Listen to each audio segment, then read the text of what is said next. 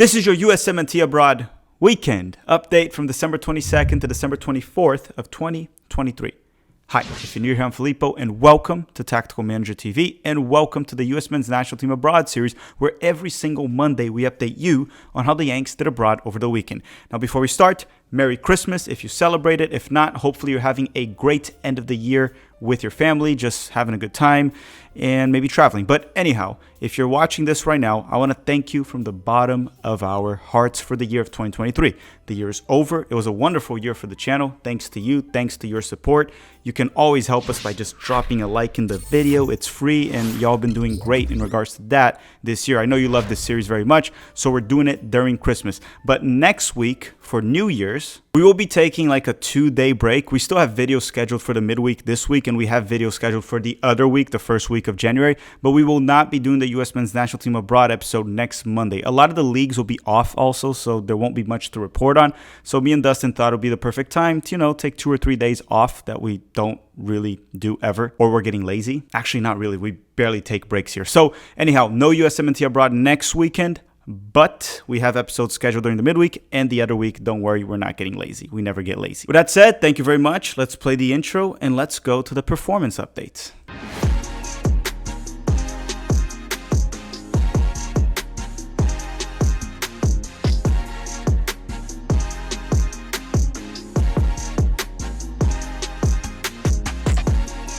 As always, we start with the top 5 leagues in Europe. The first one being the English Premier League. So let's go to England, where the food ain't that good.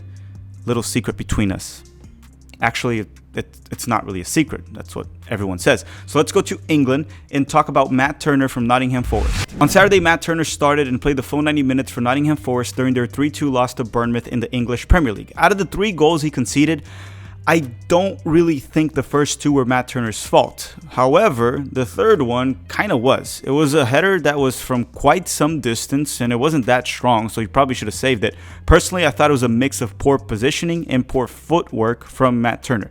He also faced a 1.46 expected goals on target, and he conceded 3 goals. What does that mean? That means that from a statistical standpoint, Matt Turner did not have a great match when it comes to shot stopping. He should have only conceded 1.46 goals, which means he probably should have conceded 1 or 2 goals, and instead he allowed 3. But I want to make one thing clear. This loss was not on Matt Turner. Nottingham Forest's defense isn't very good, and they were also playing man down after the ref gave Willy Bali a silly red card at the 20th minute, which in my opinion was not a red card. It was a very odd decision from the ref, in my own personal humble opinion. Yeah, my opinions are always very humble, even though I'm always right. They're very humble. Next up, we have Chris Richards from Crystal Palace. On Thursday, Chris Richards started for Crystal Palace and played the full 90 minutes during their 1-1 draw with Brighton. Once again, he played as a 6. That's like 5 consecutive starts playing as a central defensive midfielder in the English Premier League. Not his ideal position, but it's still quite remarkable that he's starting there and actually playing well. He was also very high up the field at times. I'm not sure why, but he looked good. Crystal Palace's goal actually happened after Richards pressed the Brighton goalkeeper. That led to a turnover, and then to a cross, and then to the goal. That wasn't the only good moment he had high up the field. He had some other good pressing moments, and he almost scored off a low cross in the first half. You see, Richards is not great on the ball for a central defensive midfielder. He is great on the ball for a center back. He's very limited to play on the midfield. However, defensively, he's fantastic, and he's also very good on the press, apparently. I don't see him playing as a 6 for the US Men's National Team. That's what I wanted to say. He should be one of our starting center backs. I'm not saying I'm 100% against Richards playing as a central defensive midfielder for the United States. It's just that, would he start ahead of Johnny or Tyler Adams? No, the answer is no. And then let's say Johnny and Tyler can't go. Wouldn't it be better to keep Chris Richards as a center back and then just switch to a double pivot and play with Weston, Mckennie, and Yunus Musa? That's my point. Am I opposed to him playing as a central defensive midfielder for the United States? No, I mean, I wouldn't have a major issue with it. I just don't see it happening, and I also don't see any logical situation where it would make sense with the options we have. Next up, we have Austin Trusty from Sheffield United. And on Friday, Trusty started and played the full 90 minutes for Sheffield during their fantastic 1-1 draw with Aston Villa in the English Premier League. Keep in mind, This is Unai Emery's Aston Villa, and they are a tremendous team. They're top 4 in this season in the Premier League. The 1-1 draw was a fantastic result. The only aspect of this draw that kind of sucked was that they had a 1-0 lead all the way till added time, where Aston Villa managed to pull a late draw. So Sheffield could have come out with 3 points here. But again, this was against Aston Villa, and I thought it was a fantastic result, a great result, a tremendous result for Sheffield, a team that will probably get relegated anyway. Moving on, we have A-Rob and Tim Ream from Fulham. On Saturday, A-Rob started and played 82 minutes for Fulham during their 2-0 loss to Burnley. A-Rob had zero blame in both goals that Fulham conceded, and Tim Ream was not available because he's currently recovering from a calf injury and he should be back soon, right after New Year's. Tyler Adams and Luka Koleosho are still recovering from injury. Don't expect them to be back anytime soon. The earliest is probably March. Alright, so if you made it this far in the video, hopefully you already dropped a like on it to help us with the YouTube algorithm, and a random ass comment for no reason but just to, rig the YouTube algorithm. Anyhow, let's leave England and now go to Italy, a country that has far superior weather and food. So why don't we start with Christian Pulisic and Yunus Musa from Milan. On Friday, Pulisic started and played 69 minutes. Nice. For Milan during their 2-2 draw with Salernitana in the Serie A. Yunus Musa was not available for Milan due to muscle fatigue, but he is expected to be back this week right after Christmas. With that said, how did Christian Pulisic do? And I think the easiest way to put this into words was it was a very quiet performance from Pulisic. Not great, to be honest. He was coming off a hot streak where he got a goal or an assist in each of the past 4 matches. So this was a performance that we could just call it a little bit of a cool off. He really didn't do well in this specific match. I don't have much to add there. That's all I have to say about Pulisic this weekend. But when you look into the big picture, he's been having a great season for Milan. That's all I have to say. And most importantly, he has been playing a lot of minutes, and he managed to stay healthy. Moving to Italy was a tremendous career decision for Christian Pulisic. Like a really good career decision for Christian Pulisic, and he's been having a great season in a fantastic league.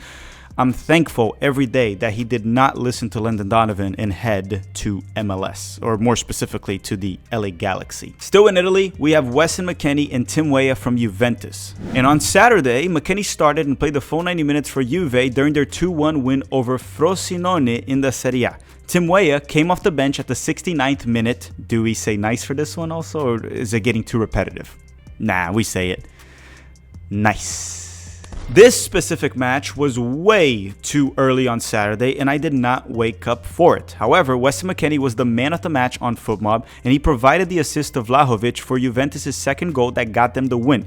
Weah got the ball down the right flank and passed it to McKennie out wide. McKennie then handed Vlahovic an early Christmas gift with a cross to assist the goal. An American hockey assist and legitimate assist. Weston McKennie also hit the crossbar with a beautiful half volley. At least I think that was considered a half volley. It was a beautiful hit, striking the ball that was still in the air with no first touch, nothing. He just hit it right away and it hit the crossbar. It would have been a true golazo. And I'll say this, I have followed Juventus all season long. I missed only a few select games, mainly because of how painful it is to watch Allegri ball and his soccer terrorism at times. Or we should call it calcio terrorism for the purposes of this, not video, but this section of the video. But anyhow, the point I wanted to make is I think Weston McKennie is among their top 3 most consistent performers this season. He has been nothing short of fantastic for Juventus. He has been tremendous. Leeds fans were right about Brendan Aronson, but they were wrong about Weston McKennie. Both sides also agreed on Tyler Adams. They both rated Tyler Adams. Now Jesse Marsch will be the tiebreaker whenever he decides to go back to coaching and abandons his pundit job at CBS. So far, it's America 1, Leeds also won because of Aronson and McKennie. Now, the question is, Jesse Marsch, will he make America take the win or Leeds? Are you Team Marsch or are you Team Leeds? Are you a Marsch believer or a Marsch non-believer? I'll say one thing. I think Jesse Marsch is a pretty good pundit. As for coaching, time will tell. Time to leave Italy and head to Germany, to the Americans that play in the Bundesliga. And Germany is a country that I think has better food than England. I mean, they definitely have better breakfast. I can't really stand English breakfast, but what do they actually eat in Germany? I asked this before. As far as I know, it's like pretzels, beer and sausage. I think I'm getting off topic. Let's go to the players, and let's start with Gio Reyna from Borussia Dortmund.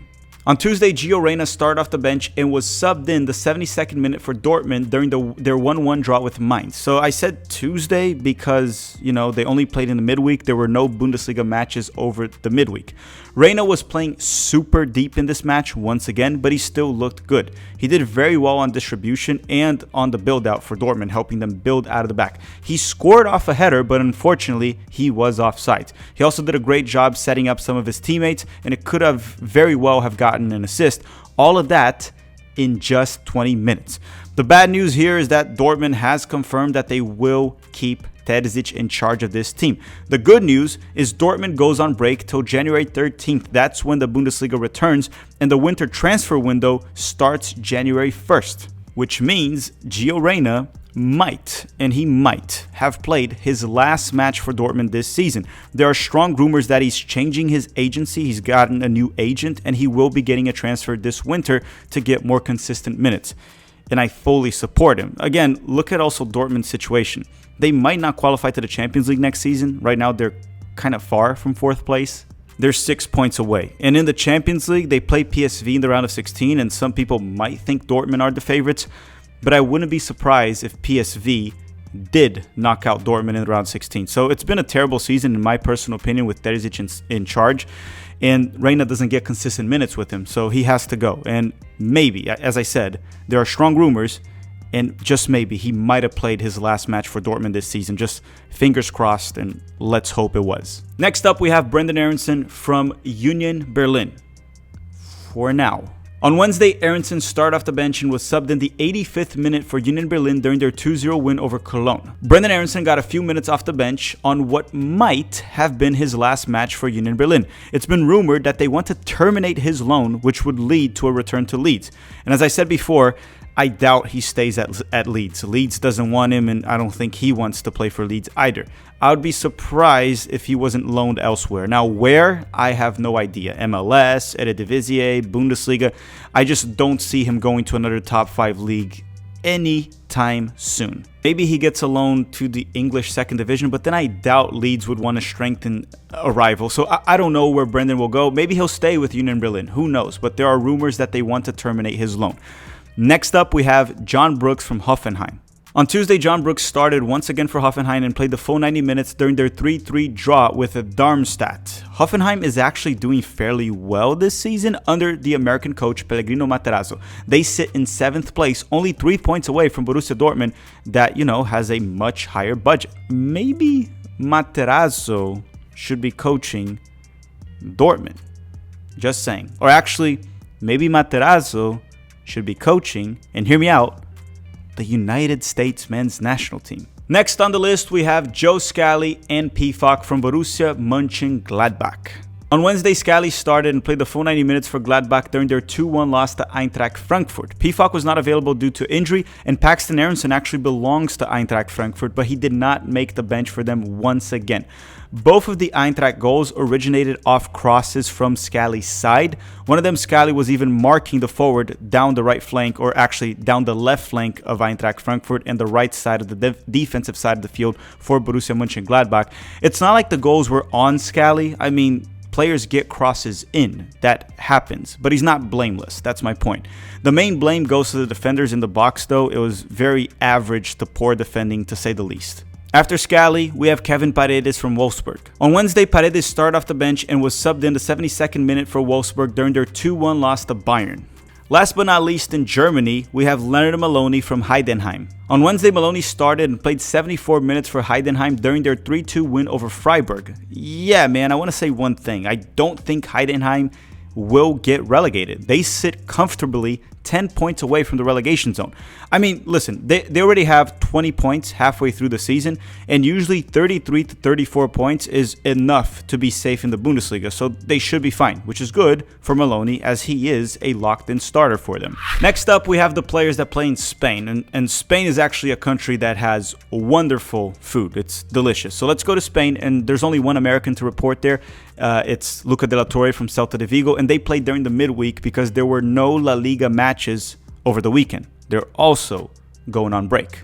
just like the Bundesliga. So let's talk about Luca de la Torre. On Wednesday, Luca started and was pulled off at halftime for Celta de Vigo during their 3-2 loss to Villarreal. The good thing here is once we're back from winter break, Johnny Cardoso is arriving this week right after Christmas to play, or not to play, but to practice with Real Betis, and he will be available as early as January 1st. He's set to play for them, and Guido Rodriguez is actually injured, so Johnny might actually see minutes right away. We'll keep you posted. Now let's go to France to talk about Balogun that plays at Monaco. And France is the country that eats like croissants and smelly cheese, which is actually a great combination. I don't really know if they mix croissants and cheese, but I mean, I do. On Wednesday, Balogun started and played 56 minutes for Monaco during their 2-1 win over Toulouse in France. And look, I'm not going to sugarcoat it. Balogun struggled for most of the first half, despite being crucial for Monaco during their 2-1 win. Balogun did waste a great goal-scoring opportunity. He was somewhat open in the box, facing the goal, but the finishing wasn't that great, and the goalkeeper was able to save it with his feet. However, he did pull a great move in the box to draw the penalty kick that went on to be converted by Ben Yedder that pretty much gave Monaco the win, right? That was the second goal. So just to put it into context here, what I'm trying to say is Balogun is a bit in average to poor form. Let's just say we've seen him play better for his club. But adding on to talk about him, Balogun is actually really good in transition. His off-the-ball movement is fantastic. He has a ton of ability in tight spaces. Truly the only aspect of his game that he has to improve a tiny bit is his finishing. Not so much, he's not terrible at it, but a slight improvement on that aspect of his game, and he will be a nightmare for defenders to deal with. So I'm not really concerned with his recent struggles. The talent is there, the ability is there, form is temporary, but his finishing has to improve. He usually underperforms his XG, which is not good.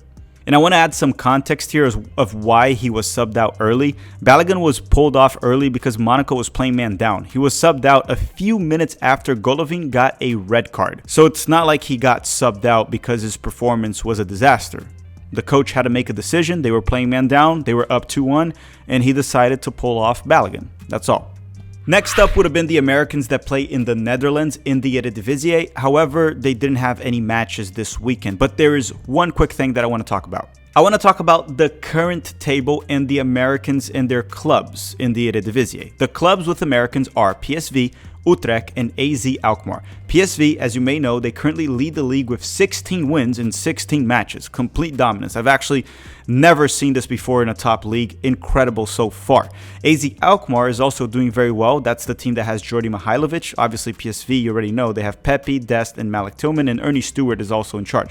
But back to AZ Alkmaar, they are doing well, and they're currently in 4th place with 33 points, only 1 point short of the Champions League qualifier spot.